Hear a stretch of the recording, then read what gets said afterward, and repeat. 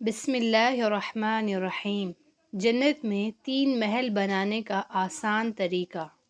رسول اللہ صلی اللہ علیہ وسلم نے فرمایا، میں ذمہ دار ہوں ایک محل کا جنت کی ایک جانب میں، اس شخص کے لیے جو جھگڑا چھوڑ دے اگرچہ حق پر ہو، اور ایک محل کا جنت کے درمیان میں، اس شخص کے لیے جو جھوٹ چھوڑ دے اگرچہ مزاح میں ہی ہو، اور جنت کی اعلیٰ منازل میں ایک محل کا اس شخص کے لیے جو اپنے اخلاق کو عمدہ بنائے۔